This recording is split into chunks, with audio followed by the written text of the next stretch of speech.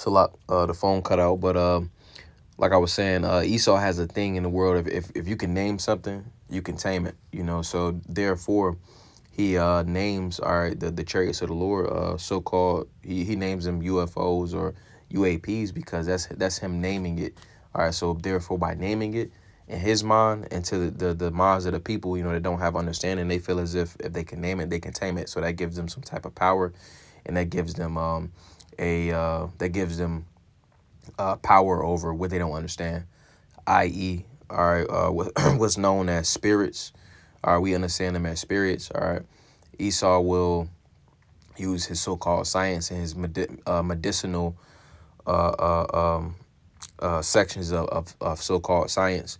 He'll use those to ultimately prescribe things or diagnose people with different disorders when really they go back to spirits. I.e., ADHD or like PTSD, depression. Manic depression or something like that. If they can put names on these different spirits, ultimately that gives them some type of power over what they don't understand. All right, but going back to the point, being that he names the chariots, and in his mind, that gives him some sort of power.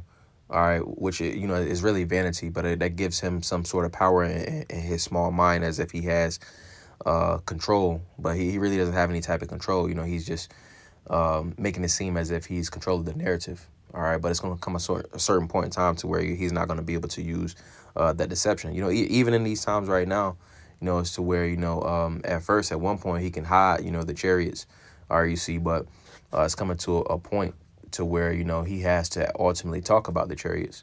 Because there's been different sightings. People are ultimately recording the chariots and stuff like that. So his lack of power ultimately in this time is being exposed. All right, but nevertheless, this does represent the downfall of our enemy's kingdom. The chariots. All right, so let's also get this. Let's get we'll get Acts chapter 1 and we'll get verse 9. It says, and when he had spoken these things, while they beheld, he was taken up in a cloud. All right, because again, the chariots at times are known as clouds, and sometimes they cloak themselves as clouds. It says, and a cloud received him out of their sight. And while they looked steadfastly toward heaven as he went up, behold, two men stood by them in white apparel, which also said, Ye men of Galilee, why stand ye gazing up into heaven? This same Yahweh which is taken up from you into heaven shall so come in like manner as ye have seen him go into heaven. So when the Lord returns, he's going to be on a chariot. Hence Isaiah the 19th chapter. All right. Hence 2nd Ezra the 13th chapter. All right. And let's get that. Let's get Isaiah, Yeshaya chapter 19, and we'll get verse 1. And it says, the burden of Egypt. Behold, the Lord rideth upon a swift cloud, and shall come into Egypt, and the idols of Egypt shall be moved at his presence. And the heart of Egypt shall melt in the midst of it. And the Lord Yahweh is dispatching his son Yahweh Shai upon that fathership as pursuant to 2nd Esdras, the 13th chapter. And I'm going to get that real fast. This is 2nd Esdras, chapter 13. All right, and I'm going to get I start at verse 7, verse 6. Let me see. I just started at the top. All right. Which I'm reading on my other phone, but this is 2nd Ezra chapter 13 and verse 1 that says, and it came to pass after 7 days I dreamed a dream by night, and lo, there arose a wind from the sea, that it moved all the waves thereof. And I beheld, and lo, that man waxed strong with the thousands of heaven. And when he turned his countenance to look, all the things trembled that were seen under him.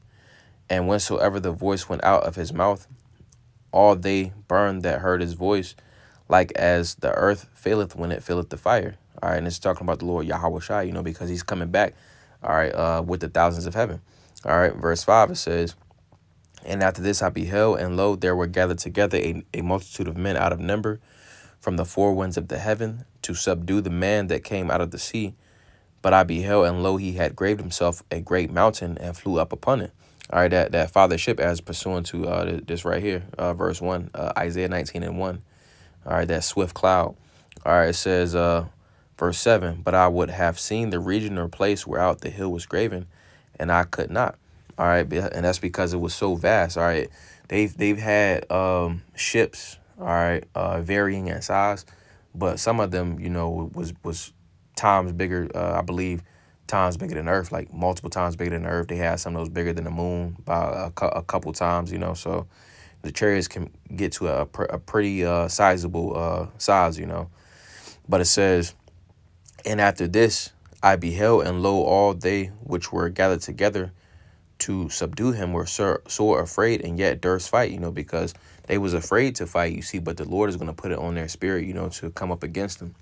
Verse 9, it says, and lo, as he saw the violence of the multitude that came, he neither lifted up his hand, nor held sword, nor any instrument of war, but only I saw that he sent out of his mouth as it had been a blast of fire, and out of his lips a flaming breath, and out of his tongue he cast out sparks and tempest. And they were all mixed together, the blast of fire, the flaming breath, and the great tempest, and fell with violence upon the multitude which was prepared to fight, and burned them up every one, so that upon a sudden of an innumerable multitude nothing was to be perceived, but only dust and smell of smoke. When I saw this, I was afraid. All right, so that's when the Lord Yahweh Shai, returns upon that father ship,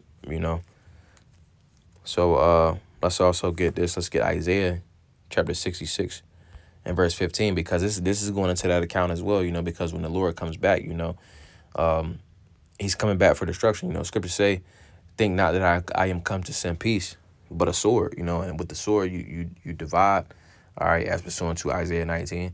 All right, but then also you divide with destruction. All right, so this is Isaiah 66 and verse 15. And it says, for behold, the Lord will come with fire, and with his chariots like a whirlwind, to render his anger with fury, and his rebuke with flames of fire. For by fire and by his sword would the Lord plead with all flesh, and the slain of the Lord shall be many. Now I want to get this word for plead.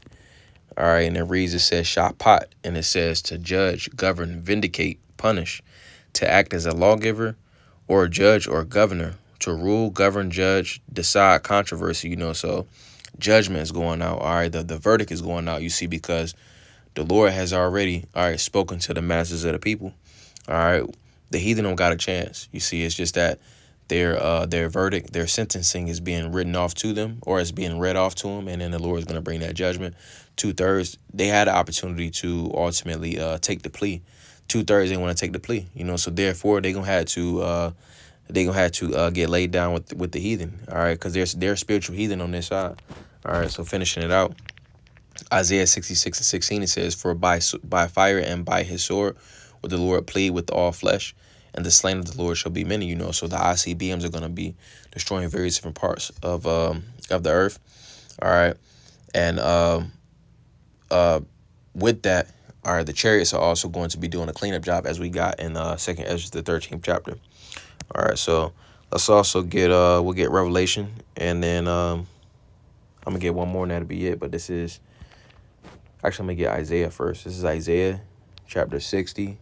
All right, and we'll get verse 8, and it says, who are these that fly as a cloud, and as the doves to their windows? All right, and again, the chariots at times they cloak themselves as clouds. All right, so I'm gonna get this, and that'll be it. But this is Revelation chapter 1, and we'll get verse 7, and it says, behold, he cometh with clouds. All right, because again, it's reiterating it time and time again. All right, the chariots are known as clouds. All right, or also known as clouds. It says, behold, he cometh with clouds. All right, the Lord Yahweh Shai, as we got in 2nd Ezra, the 13th chapter, and also Psalms, the 68th chapter. All right, he's coming with the clouds. All right, the thousands of heaven. All right, it says, behold, he cometh with clouds, and every eye shall see him, and they also which pierce him, and all kindreds of the earth shall wail because of him. Even so, Aman, so, which this goes into the chariots, you see, but then it also deals in regeneration, you see, because those that pierce the Lord in the ancient world is going to be put into their spirit, into their remembrance that they ultimately did that. All right, and they're going to ultimately be judged, for what they did to the Lord Yahweh Shai. All right, but reading it again, verse 7, finishing out, it says, Behold, he cometh with the clouds, and every eye shall see him, and they also which pierced him, and all kindreds of the earth shall well because of him. Even so, Amen. All right. And again, the Lord Yahweh Shai is coming with the thousands of heaven, all right, to ultimately render judgment. All right, because the Lord Yahweh Shai is coming to bring a sword, division, and destruction, you know. So this one to go into the chariots, which in Hebrew will be Marakapyam, Shah Ha'adawan, which is Marakapyam is chariots, Shaul is of, Ha'adawan is the Lord, you know, the chariots of the Lord, you know. So I don't want to Zabanaya Apollos, so that was a beautiful edification of the spirit. Wa Adonai Tazah Adam Yashlai Allah Tawab. Lord's will, you have a good night. Wa Shalom Lakam, which is peace to you all. Shalom, shalom.